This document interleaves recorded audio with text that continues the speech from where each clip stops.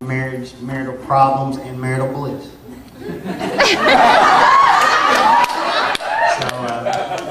We actually put this skit together to kind of go with Sunday school, but we were asked to kind of do it to the congregation. So maybe you'll get something, maybe you won't. So, amen.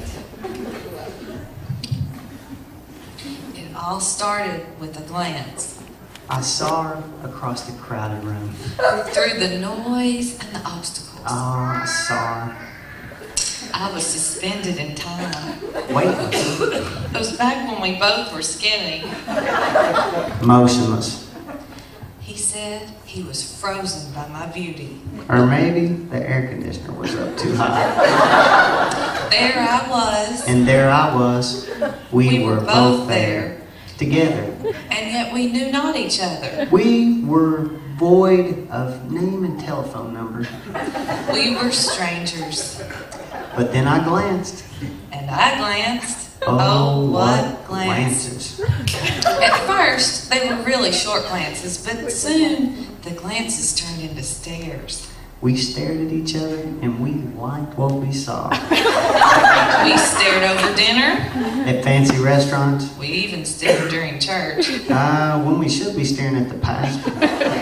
He even stared during football games. And she even stared at clearance sales. We oogled. Funny word, but quite fitting. Oogle. Webster defines it as to stare with great desire. We were in love. And the glares turned into stares. And we wanted to spend a lot more time together. We desired each other. We wanted to stare at each other all the time. Day and night. In sickness and health. Till death do us part. So we stared at the altar. And we received a license to stare. And then, very soon after we received permission to stare, day and night. Night and day. All the time. We saw everything. And the stares turned into glares. Sorry I'm late, honey. I played an extra 9 holes of golf. Glare. Happy birthday, dear. You're going to love this new drill. Glare. How about tonight?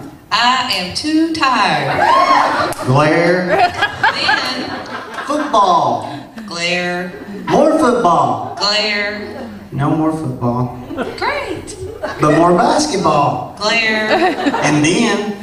Waiting while I roll my hair. Glare. A new pair of shoes. Glare.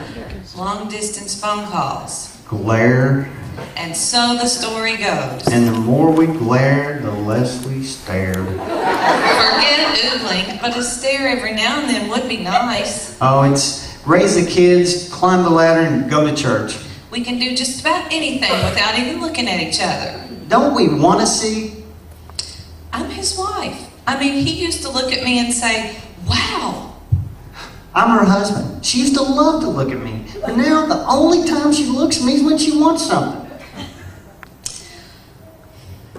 Not only does he not look at me, he doesn't even look at what I do. Does he think that clean socks go from the hamper to the washer to the dryer and then back in its drawer again? She used to look at me with such respect. Now she doesn't even care about my needs. Making love? What a joke.